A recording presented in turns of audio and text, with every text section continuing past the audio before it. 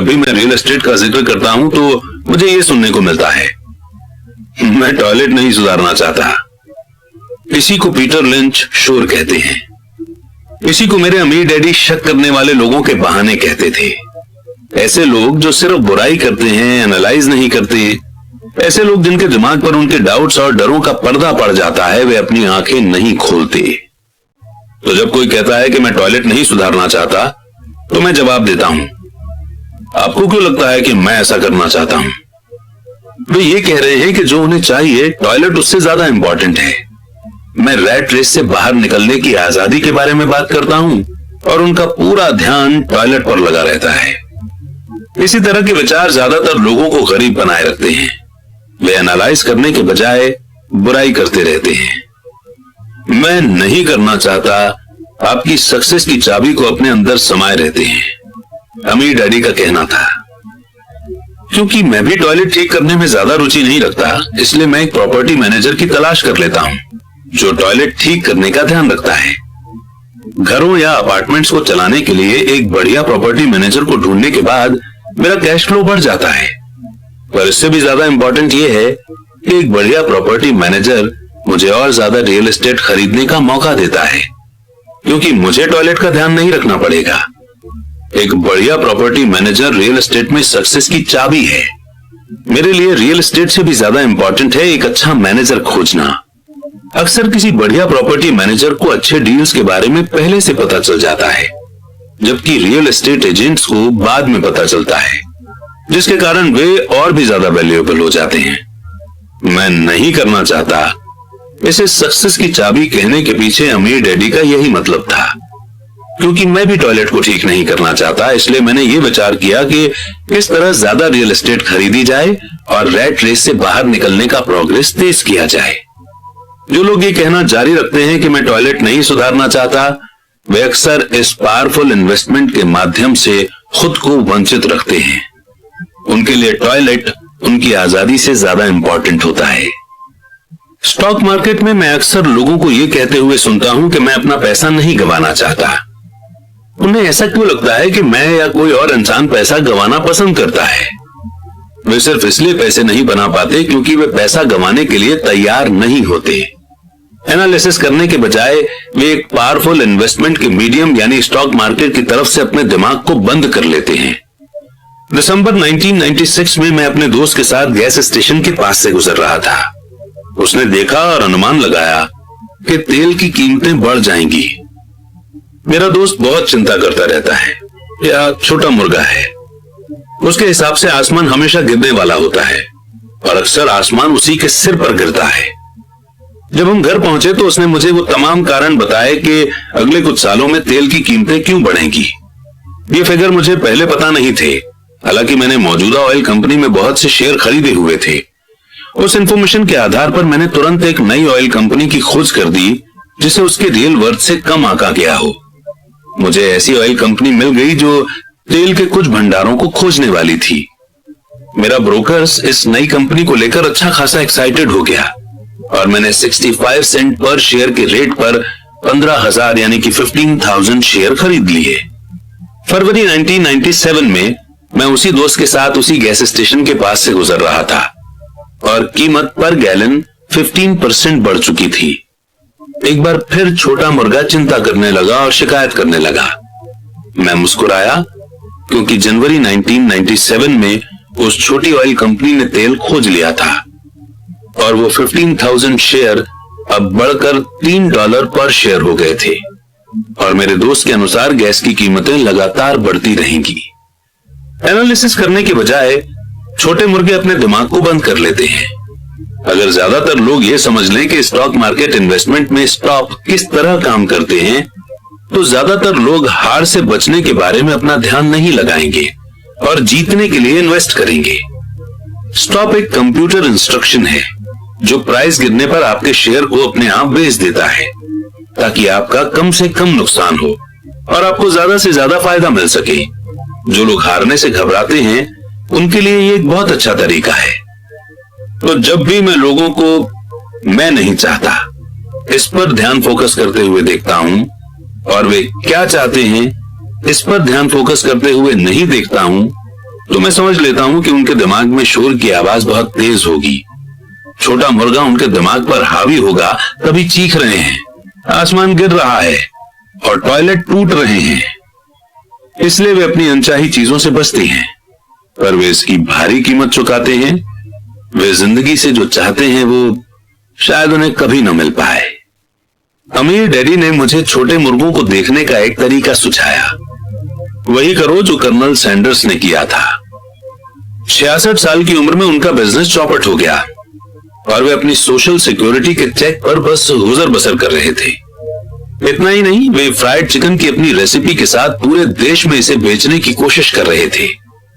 किसी के हाँ कहने पर पहले इस रेसिपी के लिए 1009 बार ना कहा गया और वे उस उम्र में करोड़पति बने जिस उम्र में लोग काम छोड़कर आराम करना चाहते हैं।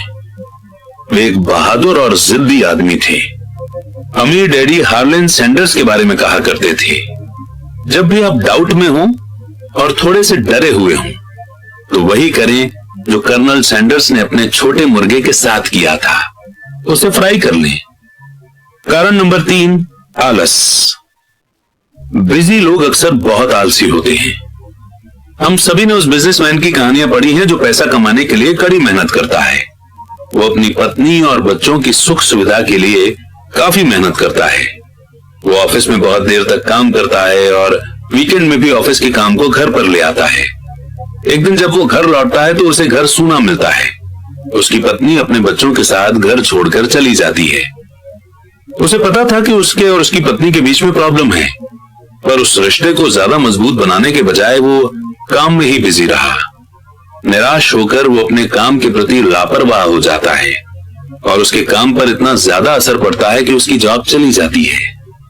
आज मैं कई ऐसे लोगों से मिलता हूं जो इतने बिजी हैं कि उन्हें अपनी प्रॉपर्टी की परवाह करने की भी फिक्र नहीं है, और ऐसे भी लोग हैं जो इतने ज्यादा बिजी हैं कि उन्हें अपने हेल्थ की परवाह ही नहीं है। दोनों का कारण एक ही है, वे बिजी हैं और वे बिजी बने रहना चाहते हैं, क्योंकि वे किसी चीज का सामना नहीं करना चाहते। उन्हें यह बताने की जरूरत नहीं है, अंदर से वे खुद जानते हैं। असल में अगर आप उन्हें याद दिलाएं तो वे गुस्सा हो जाते हैं या चिढ़ जाते हैं। अगर वे जॉब में या बच्चों के साथ बिजी नहीं हैं तो वे टीवी देखने, मछली पकड़ने, गोल्फ खेलने या शॉपिंग करने में बिजी होते हैं, पर वे अंदर से जानते हैं कि वे किसी इंपॉर्टेंट चीज का सामना करने से कतरा रहे हैं। यह आलस का सबसे आम रूप है। यहां आलस का मतलब है बिजी बने रहना। तो आलस का इलाज क्या है? जवाब है थोड़ा सा लालच। हम में से ज्यादातर लोगों का पालन पोषण इस तरह से किया गया है कि हम लालच या इच्छा को बुरा समझते हैं। मेरी मां कहा करती थी, लालची लोग बुरे होते हैं, पर हम में से हर एक अच्छी चीजें, नई चीजें, एक्साइटिंग चीजें हासिल करना चाहता है। तो उस इच्छा की भावना को काबू में रखने के लिए अक्सर माँ बाप इच्छा को गिल्ट से जोड़ देते हैं। तुम हमेशा अपने बारे में ही सोचते हो, क्या तुम्हें नहीं मालूम तुम्हारे भाई बहन भी हैं? ये मेरी मां की फेवरेट कहावत थी। या फिर तुम क्या खरीदना चाहते हो?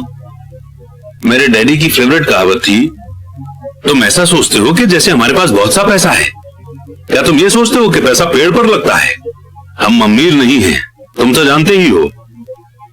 मुझ पर शब्दों का तो उतना असर नहीं पड़ा, और उन शब्दों में जो गुस्सा और गिल्ट का मिक्सचर था उसका मुझ पर बहुत ज्यादा असर हुआ। या इसके अपोजिट गिल्ट का जाल ये था, मैं तुम्हारे लिए ये खरीद कर अपने जीवन का बलिदान दे रहा हूं। मैं तुम्हारे लिए ये इसलिए खरीद रहा हूं क्योंकि जब मैं छोटा था तो मेरे माँ बाप मुझे खरीद कर नहीं दे पाए थे। मेरा एक पड़ोसी है जो पूरी तरह से दिवालिया है, पर वो अपनी कार को अपने गैरेज में पार्क नहीं कर सकता। गैरेज में उसके बच्चों के खिलौने भरे पड़े हैं। उन बिगड़े हुए बच्चों को मुंह मांगी चीज मिल जाती है। उस पड़ोसी के शब्द हैं, मैं नहीं चाहता कि मेरे बच्चों को किसी चीज की कमी हो। उसने उनके कॉलेज के लिए या अपने रिटायरमेंट के लिए कुछ भी अलग से बचाकर नहीं रखा है, पर उसके बच्चों को हर खिलौना मिल जाता है। उसे पोस्ट में एक नया क्रेडिट कार्ड मिला है और वो अपने बच्चों को घुमाने के लिए लास वेगास ले गया। मैं ये अपने बच्चों के लिए कर रहा हूं। ये उसके महान बलिदान के शब्द थे। अमीर डैडी इस लाइन से चिढ़ते थे, मैं इसे नहीं खरीद सकता। मेरे असली घर में मुझे यही लाइन अक्सर सुनने को मिल जाया करती थी। इसके बजाय अमीर डैडी चाहते थे कि उनके बच्चे ये कहें, मैं इसे किस तरह खरीद सकता हूं। उनका तर्क था कि मैं इसे नहीं खरीद सकता। इस लाइन से आप अपने दिमाग का दरवाजा बंद कर लेते हैं। इसे अब और ज्यादा सोचने की जरूरत नहीं होती। मैं इसे किस तरह खरीद सकता हूं, इस लाइन से आपके दिमाग के दरवाजे खुल जाते हैं। इससे ये सोचने पर मजबूर होता है और जवाब ढूंढता है। पर सबसे इंपॉर्टेंट बात तो यह है कि मैं इसे नहीं खरीद सकता, ये लाइन झूठी होती है और इंसान की आत्मा ये बात जानती है। इंसान की आत्मा बहुत ताकतवर होती है। उनका कहना था कि ये जानती है और ये कुछ भी कर सकती है। जब एक आलसी दिमाग कहता है कि मैं इसे नहीं खरीद सकता, तो आपके अंदर एक जंग छिड़ जाती है। आपकी आत्मा गुस्सा हो जाती है और आपके आलसी दिमाग को अपने झूठ पर अड़े रहना पड़ता है। आत्मा चीखती है, चलो भी हम जिम चलकर एक्सरसाइज करते हैं। और आलसी दिमाग कहता है, पर मैं अभी थका हुआ हूं, आज मैंने सचमुच बहुत काम किया है। या इंसान की आत्मा कहती है, मैं गरीबी से थक गई हूं, चलो इस दलदल से निकलते हैं और अमीर बनते हैं। इस पर आलसी दिमाग कहता है, अमीर लोग लालची होते हैं, इसके अलावा इसमें झंझट और तकलीफ बहुत है, ये सेफ नहीं है, मेरा पैसा डूब सकता है। वैसे भी मैं बहुत मेहनत कर रहा हूं, मेरे पास पहले से ही बहुत काम है। देखो आज रात को ही मुझे कितना काम करना पड़ेगा। मेरा बॉस कह रहा था कि यह काम सुबह तक पूरा हो जाना चाहिए।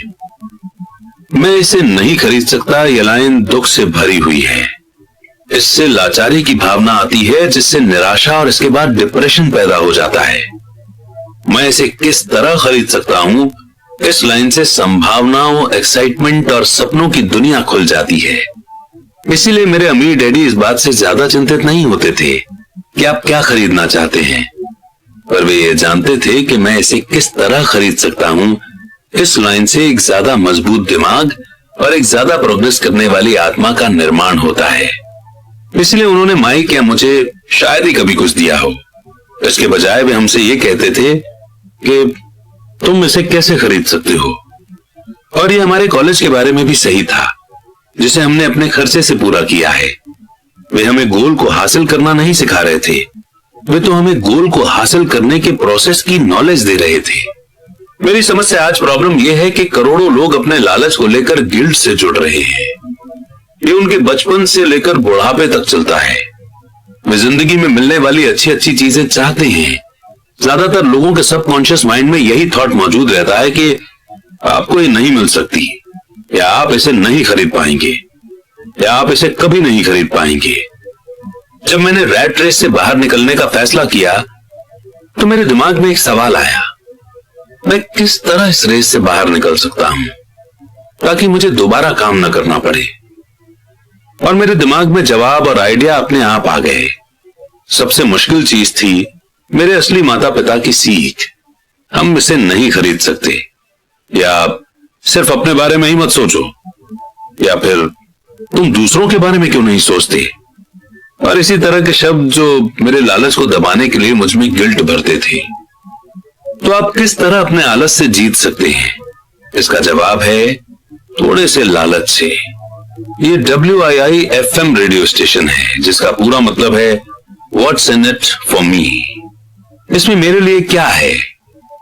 आदमी को बैठकर पूछना चाहिए कि अगर मैं हेल्दी, सेक्सी और अट्रैक्टिव हूं तो इसमें मेरे लिए क्या है, या मेरी जिंदगी कैसी होगी अगर मुझे फिर कभी काम न करना पड़े, या मैं क्या करूंगा अगर मुझे मनचाहा पैसा मिल जाए। इस थोड़े से लालच के बिना, कुछ बेहतर हासिल करने की इच्छा के बिना प्रोग्रेस नहीं हो सकती। हमारी दुनिया इसके लिए तरक्की करती जा रही है, क्योंकि हम सभी एक बेहतर जिंदगी जीना चाहते हैं। इसलिए जब भी आप कभी किसी ऐसी चीज से कतरा रहे हो जो आपके हिसाब से आपको करनी चाहिए, तो आपको सिर्फ यही पूछना चाहिए, इसमें मेरे लिए क्या है। थोड़े लालची बने, यह आलस का सबसे बढ़िया इलाज है।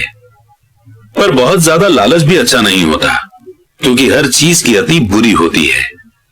पर वो याद रखो जो वॉल स्ट्रीट फिल्म में माइकल डगलस ने कहा था, लालच अच्छा होता है अमीर डैडी इसे अलग तरह से कहते थे। गिल्ट लालच से बुरा होता है, क्योंकि गिल्ट के कारण शरीर में से आत्मा निकल जाती है। और मेरे लिए एलेनोर रूजवेल्ट की कहावत सबसे अच्छी है, वही करो जो तुम्हें दिल से अच्छा लगता है, क्योंकि तुम्हारी हर बात में बुराई होगी। अगर तुम कोई काम करोगे तो भी बुराई होगी, और अगर तुम कोई काम नहीं करोगे तो भी तुम्हारी बुराई होगी। कारण नंबर 4, आदतें। हमारी जिंदगी पर हमारे एजुकेशन से ज्यादा असर हमारी आदतों का पड़ता है। अर्नोल्ड श्वार्ज़नेगर की फिल्म कॉनन देखने के बाद मेरे एक दोस्त ने कहा, मैं चाहता हूं कि मेरी बॉडी श्वार्ज़नेगर जैसी हो। ज्यादातर साथियों ने सहमति में सिर हिला दिया। मैंने तो यह सुना है कि एक समय में वो बहुत दुबला पतला और कमजोर सा था। दूसरे ने जोड़ा, हाँ मैंने भी ये सुना है।